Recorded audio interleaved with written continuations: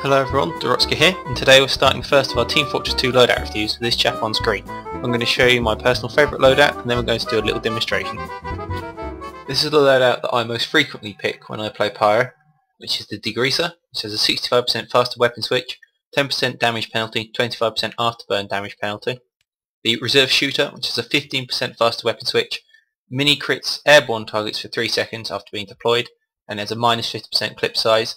The Extinguisher, which has a 100% critical chance against burning players. It has reduced damage against non-burning players, and it can't crit non-burning players.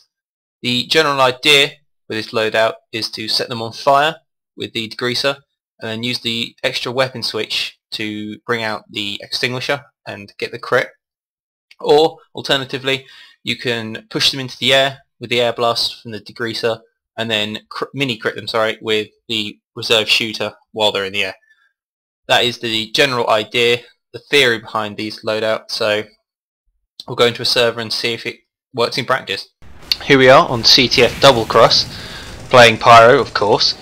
So basically we're going to demonstrate the set. So unfortunately I get random crits there, but you see I was going for the axe, and I do get the axe on this soldier, and that's basically the idea.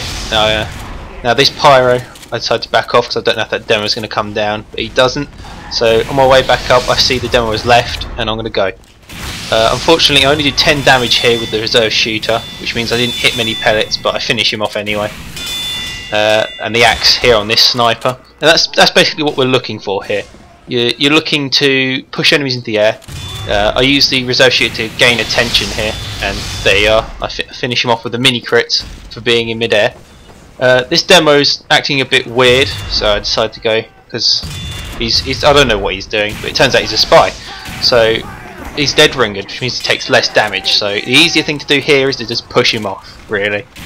Spy checking, this is just general advice. You should always just, anyone who looks dodgy, just give them a puff of fire. And there's a demonstration that the Reserve Shooter may not kill everyone you shoot it at, because the mini crits are a little bit temperamental. So you want to get up close to make sure as many pellets hit as possible. Here's one where I go to the sniper deck, and there's 2 snipers, and snipers are fantastic because you can dispatch them really easily if they're not paying attention like that. And I can sign myself to death here because you really do not want to jump down here if you have no idea what's in the intel room. Air blasting, I tried to save myself, but here I know that I'm not getting out, and I die. Simple as. Along this bridge it can be a bit dangerous, so I wouldn't recommend coming out here too often if you're a short range Pyro, which means no flare gun. As you can see at close range the Reserve Shooter is very deadly, and it will dispatch pretty much almost anyone. Overhealed soldiers, or sometimes full healed soldiers. Reflect kill there, just to point that out. But yeah, Reserve Shooter, close range, it pretty much will kill anyone other than potentially a soldier who's at full health or a heavy. Heavies are very difficult to take down with this technique, but they can be taken down. There I reflected the pill, and that pretty much killed me. I see that guy out the corner of my eye, and I get a solid mini crit on him, which is really good, kills him instantly. So you can see that this setup is very effective. It's also very air blast heavy, so as you can see I'm getting a few reflects here and there on soldiers, but I mean if I wasn't, I don't think this set would be very good, because you really do sort of need to know how to air blast, because it pins people in corners, and it's control really. Here's an example of why you shouldn't hit people when they're not on fire, because that did barely anything to him. Luckily I finish him off with the Reserve Shooter though.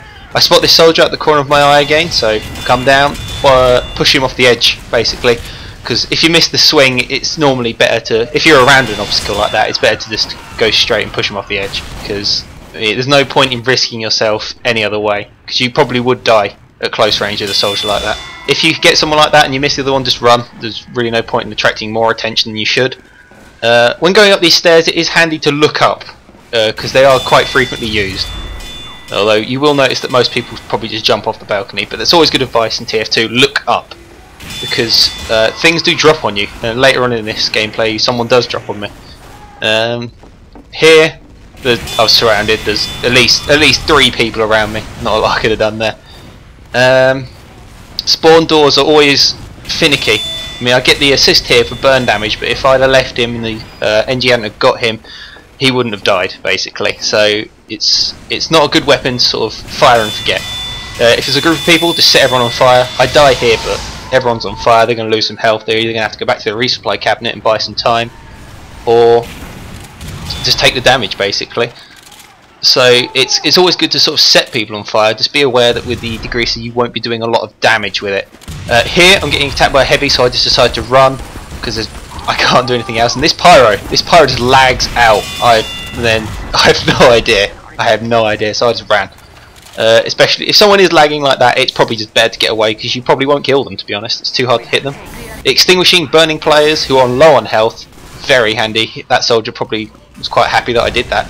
Because I know a lot of pyros who don't use the air blast even when they can, to be honest. And here's that part. See, he dropped down on me because I wasn't looking up. But luckily, neither of us were quite prepared for that situation.